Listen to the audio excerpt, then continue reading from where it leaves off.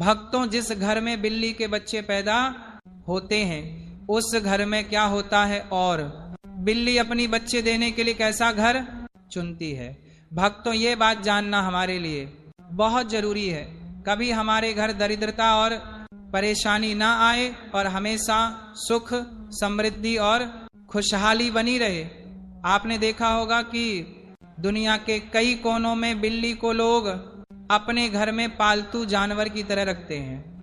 आज हम आपको एक ऐसी बात बताने जा रहे हैं जो शायद आपने पहले कभी गहराई से नहीं सोची होगी। अगर किसी घर में बिल्ली अपने बच्चों को जन्म दे तो उस घर में क्या घटित होता है। आजकल तो कुत्ते और बिल्ली पालना एक फैशन जैसा हो गया है। हर दूसरे तीसरे घर में कोई ना कोई पालतू जानवर आपको मिल ही जाएगा। लेकिन भक्तों, क्या आपने कभी सोचा है कि कुत्ता या बिल्ली पालना सचमुच शुभ है या अशुभ? बिल्लियों के बारे में तो आपने बचपन से लेकर आज तक कई बातें सुनी होंगी, कहानियां, किस्से, और यहां तक कि कुछ ग्रंथों में भी इनके संकेतों का उल्लेख मिलता है। लेकिन आज जो सच्चाई हम जानने वाले हैं वह हर इंसान को सुननी चाहिए, क्योंकि यह हमारे सनातन शास्त्र से जुड़ी हुई है। शास्त्रों में कहा गया है कि इस संसार में शायद ही कोई ऐसा घर हो जहां बिल्ली का आगमन कभी ना हुआ हो। बिल्ली हर उस स्थान पर जाती है जहां मनुष्य रहते हैं। लेकिन भक्तों, क्या आप ये जानते हैं कि अगर आपके घर में बार बार बिल्लियों का आना जाना लगा रहता है तो इसका क्या मतलब होता है? और अगर आपके आसपास बिल्लियां लगातार रोती रहती हैं तो ये किस बात का संकेत है? सोचिए, अगर बिल्ली आपके घर में आकर अपने बच्चों को जन्म देती है तो इसके पीछे कौन सा अद्भुत संदेश छुपा है। और अगर आप किसी शुभ काम के लिए निकल रहे हो और तभी कोई बिल्ली आपका रास्ता काट दे तो इसका क्या अर्थ निकाला जाता है? भक्तों, आज हम इन रहस्यों के पर्दे उठाएंगे ताकि आपको बिल्लियों के असली संकेतों की समझ हो सके, क्योंकि ये सिर्फ जानवर नहीं, कई बार आने वाले समय के संदेशवाहक भी होते हैं। भक्तों, बिल्ली एक मांसाहारी स्तनधारी जीव है जिसकी सुनने और सूंघने की शक्ति अद्भुत रूप से तेज होती है। यह इतनी संवेदनशील होती है कि कम रोशनी में भी, यहां तक कि रात के अंधेरे में भी साफ साफ देख सकती है। करीब 9000 साल से बिल्ली इंसानों की साथी बनी हुई है। भक्तों, देखिए, जानवर तो पूरे संसार में अनगिनत हैं, पर बिल्ली जैसा रहस्यमय जीव कहीं और नहीं मिलता। चौकन्नी चाल, तेज आंखें, हल्की सी आहट, और ऐसा लगता है जैसे किसी अदृश्य शक्ति से बात कर रही हो। यह कोई साधारण प्राणी नहीं है। कहते हैं कि बिल्ली वहां घर नहीं बनाती जहां उसे बेचैनी, डर या बुरी हवाओं का एहसास हो। वह तभी किसी जगह अपने बच्चों को जन्म देती है जब उसे लगे कि यह घर साफ सुथरा है, यहाँ के लोग दिल के अच्छे हैं और ऊपर वाले की कृपा इस घर पर बनी हुई है। गांव में बुजुर्ग कहते थे, बिल्ली का बच्चा रखना किस्मत की निशानी है, पर बिल्ली का रोना आने वाले तूफान की चेतावनी। मतलब दो बातें एक ही जीव से, शुभ भी अशुभ भी। अब भक्तों, वही कहानी शुरू होती है उस बेचारी महिला की जिसका जीवन दुख दर्द से भरा था। 5 बेटे पर 5 अपाहिज। सोचिए, माँ का दिल कितना टूट जाता होगा। वह सुबह उठकर पहला चेहरा भी अपाहिज बेटे का देखती और रात को सोने से पहले भी उसी का चेहरा आंखों के सामने घूमता रहता।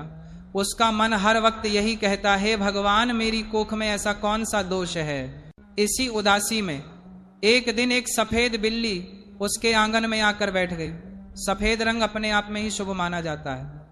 महिला ने उसे डांटा नहीं, भगाया नहीं, बस चुपचाप उसे रहने दिया, जैसे किसी मेहमान का स्वागत करती हो। कुछ दिनों बाद वही बिल्ली 4 छोटे छोटे बच्चों को जन्म देती है और उसी पल उस महिला के घर में मानो चमत्कार उतर आता है। उसका पहला बेटा जो सालों से बिस्तर पर पड़ा था, अचानक उठकर खड़ा हो जाता है। उसके पैरों में ताकत आ जाती है। ये कोई छोटी बात नहीं है भक्तों। जिस बच्चे ने कभी जमीन को पैर तक नहीं लगाया था, वह चलने लगा। महिला तो जैसे खुशी से पागल हो गई। वो समझ ही नहीं पा रही थी कि ये क्या हो रहा है, ये संयोग है या सचमुच माँ लक्ष्मी की कृपा।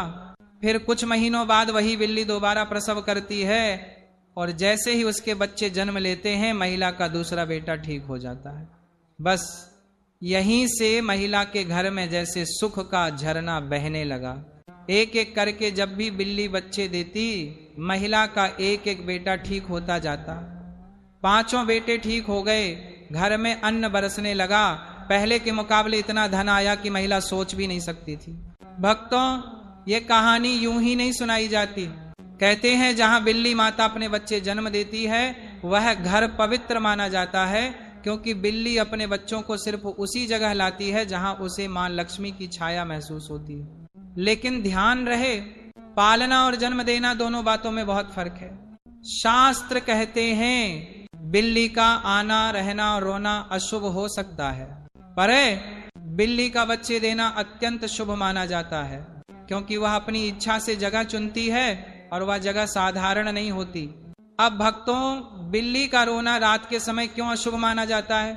इसलिए कि उनकी छठी इंद्रिय हमसे कई गुना तेज होती है।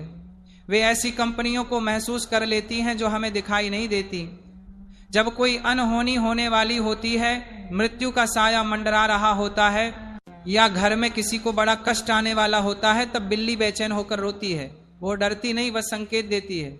इसीलिए पुराने लोग कहते थे बिल्ली का रोना मौत का पैगाम है। हालांकि ये हर समय सच नहीं, पर संकेत जरूर माना जाता है।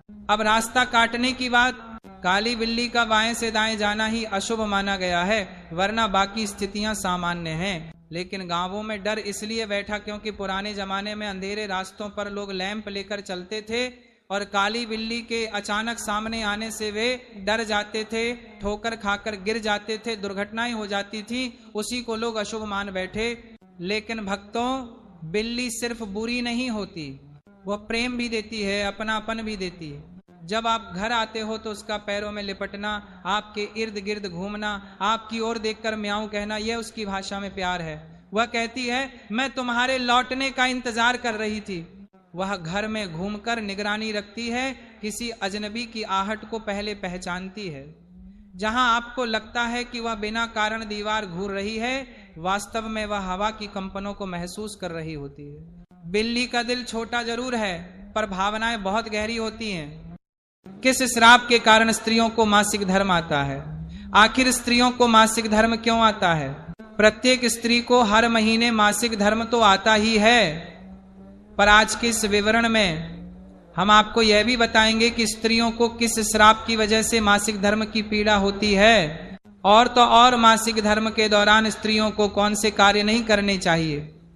और जब को मासिक पीड़ा होती है तो कुछ लोग स्त्रियों को क्यों अछूत समझने लगते हैं। यह सब एक कथा के माध्यम से समझने का प्रयास करते हैं कि आखिर स्त्रियों को मासिक पीड़ा क्यों होती है। तो भक्तों, चलिए जानते हैं आखिर किस श्राप के कारण स्त्रियों को मासिक धर्म आता है। आइए इस कहानी के माध्यम से आपको समझने का प्रयास करते हैं कि आखिर स्त्रियों को मासिक धर्म क्यों आता है। एक बार मां लक्ष्मी ने भगवान विष्णु से पूछा, हे प्रभु, वह कौन सा श्राप है जिसके कारण स्त्रियों को हर महीने मासिक धर्म की पीड़ा सहन करनी पड़ती है, और इस दौरान स्त्री को कौन से कार्य नहीं करने चाहिए जिससे वह पाप से बच सके। भगवान विष्णु ने कहा, हे लक्ष्मी, तुमने संपूर्ण मानव जाति के कल्याण हेतु उत्तम प्रश्न किया है। मैं तुम्हें यह उत्तर बलराम नामक एक पुरुष के जीवन में हुई घटनाओं की कथा के माध्यम से दूंगा। यह कथा अत्यंत पावन है और इसके श्रवण से सभी पापों का नाश होता है तथा पति पत्नी को सुख और सौभाग्य मिलता है। तुम इसे ध्यान से सुनो। भगवान विष्णु ने कथा सुनाना शुरू किया। पूर्व काल में निर्मल देश की एक सुंदर नगरी में बलराम नाम का एक तेजवान, ज्ञानी और धर्मपरायण ब्राह्मण रहता था। उसकी पत्नी गायत्री भी अत्यंत पतिव्रता थी। एक दिन बलराम और गायत्री ने मिलकर घर पर सत्यनारायण भगवान की पूजा करवाई। उन्होंने सभी ब्राह्मणों, जान पहचान वालों और भूखे प्यासे लोगों को बड़े आदर सत्कार से भोजन कराया और वस्त्र दक्षिणा देकर विदा किया। जब पूजा पाठ और भोजन कराने का काम निपट गया और बलराम घर के दरवाजे पर गए तो उन्होंने वहां एक कुत्ता और एक सुअरनी को आपस में बात करते देखा। ये दोनों कोई और नहीं बल्कि उनके पिछले जन्म के माता पिता थे। जिन्हें बुरे कर्मों के कारण पशु योनि मिली थी। कुत्ते ने स्वरी से कहा, अरे आज अजीब घटना हुई। मेरे बेटे के घर ब्राह्मणों के लिए रखे दूध के बर्तन में एक जहरीले सांप ने जहर उगल दिया था। अगर यह दूध भोजन में बनता तो सब मर जाते, इसलिए मैंने वह सारा दूध पी लिया। लेकिन जब मेरी बहू गायत्री ने मुझे दूध पीते देखा तो उसने मुझे डंडों से इतना पीटा कि मेरा शरीर टूट गया। अब मुझे बहुत दर्द हो रहा है। कुत्ते की ये बात सुनकर स्वरी भी दुखी हुई और बोली, हे स्वामी, अब मैं तुम्हें अपना दुख बताती हूँ। पिछले जन्म में मैं इस ब्राह्मण की माँ थी।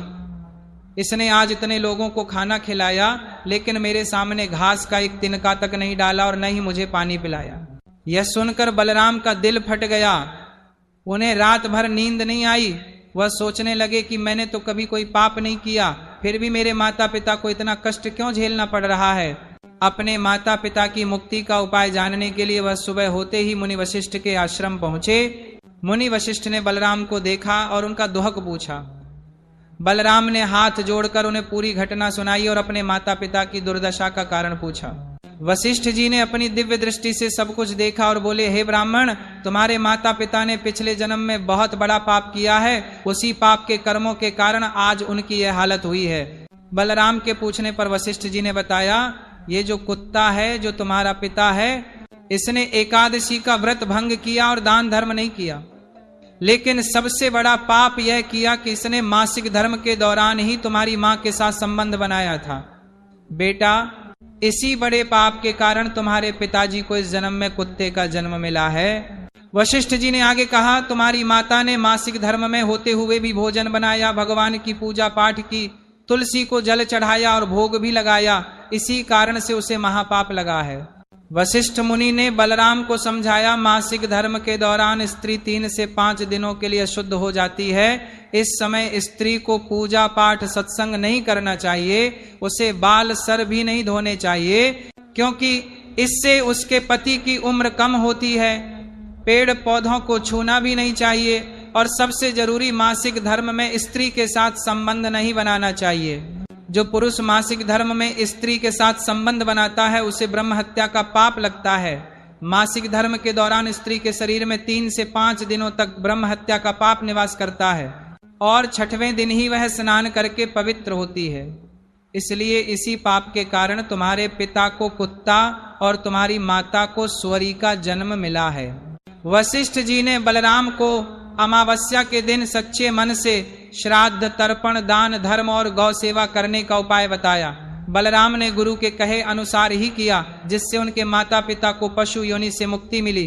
इतना कहकर भगवान विष्णु ने देवी लक्ष्मी से कहा, हे देवी, अब मैं तुम्हें बताता हूँ कि किस श्राप के कारण हर स्त्री जाति को मासिक धर्म की कठोर पीड़ा को सहना पड़ता है। भगवान विष्णु ने आगे की कथा सुनाई। ये बात पुराने समय की है, जब काल के राक्षस समूह ने वृत्रासुर के साथ मिलकर स्वर्ग लोक पर हमला बोल दिया था। देवताओं को हराने के लिए देवराज इंद्र ने महर्षि दधीच की हड्डियों से बने वज्र का इस्तेमाल किया और वृत्रासुर को मार डाला। वृत्रासुर के शरीर में पहले से ही ब्रह्म हत्या का पाप वास करता था। वृत्रासुर के मरते ही वह ब्रह्म हत्या उसके शरीर से बाहर निकली और सीधे देवराज इंद्र के शरीर में घुस गई। इंद्र घबरा गए और ब्रह्मा जी के पास गए। ब्रह्मा जी ने उस ब्रह्म हत्या को इंद्र के शरीर से बाहर निकलने का आदेश दिया। ब्रह्म हत्या ने ब्रह्मा जी से रहने के लिए उचित जगह मांगी। तब ब्रह्मा जी ने उस ब्रह्म हत्या के 4 टुकड़े कर दिए और उन्हें 4 अलग अलग जगहों पर स्थापित किया। पहला भाग अग्नि आग के अंदर, दूसरा भाग जल पानी के अंदर, तीसरा भाग पेड़ पौधों और वृक्षों के अंदर, चौथा भाग स्वर्ग की सुंदर अप्सराओं को मिला, जिसे उन्होंने स्वीकार किया। ब्रह्मा जी ने अप्सराओं को वरदान दिया, जो भी पुरुष मासिक धर्म में स्त्री के साथ संबंध बनाएगा, यह ब्रह्म हत्या उसके अंदर घुस जाएगी और स्त्री मुक्त हो जाएगी। भगवान विष्णु ने देवी लक्ष्मी से कहा, हे देवी, उसी ब्रह्म हत्या के चौथे भाग के कारण हर महीने स्त्रियों को मासिक धर्म आता है। मासिक धर्म के दौरान पुरुष का स्त्री को छूना या संबंध बनाना वर्जित किया गया है, क्योंकि ऐसा माना जाता है कि उस समय उसके शरीर में ब्रह्म हत्या का पाप निवास करता है। तब माता लक्ष्मी ने वचन दिया, जो भी स्त्री मासिक धर्म के दौरान पूजा पाठ करेगी या 12 दिनों के अंदर ही अपने पति के साथ संबंध रखेगी, मैं उसके घर में प्रवेश नहीं करूंगी। इस प्रकार पौराणिक कथाओं में मासिक धर्म के दौरान किसी भी स्त्री को छूने या धार्मिक कार्य करने से मना किया गया है। भक्तों, इस वीडियो को जरूर शेयर करें। हाथ जोड़कर आपसे निवेदन है, चैनल को सब्सक्राइब करें।